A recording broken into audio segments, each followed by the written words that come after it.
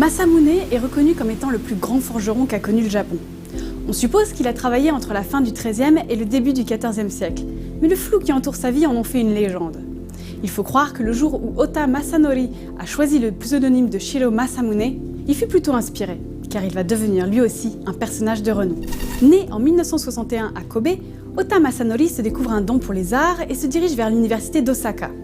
Alors, en plein apprentissage de la peinture à l'huile, il commence à développer un intérêt pour le manga et crée sa première œuvre complète, Black Magic, qui sera publiée en 1983 dans un fanzine du nom d'Atlas. C'est ainsi que son travail sera remarqué par Aoki Harumichi, président de la maison d'édition Seishinsha. Le résultat fut la création de l'univers d'Appleseed, qui s'appuie sur une intrigue policière prenant place dans un futur incertain.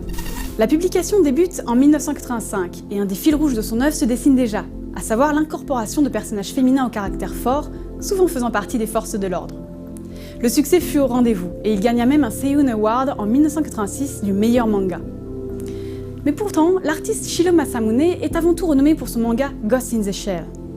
Pendant un temps, il était même plus connu en dehors des frontières du Japon, car il y avait beaucoup de similarités stylistiques dans son travail avec celui des créateurs de comics américains. Il fut donc choisi pour être un des premiers auteurs à s'exporter à l'Occident. Ghost in the Shell a depuis été adapté en 2 films, mais aussi en de nombreux animés et jeux vidéo. Autour de ces femmes magnifiques et sensuelles, Shiro Masamune réussit le tour de force de créer des environnements crédibles. Politique, philosophie, sociologie, même ses designs de mecha apparaissent suffisamment détaillés pour pouvoir théoriquement fonctionner dans le monde réel.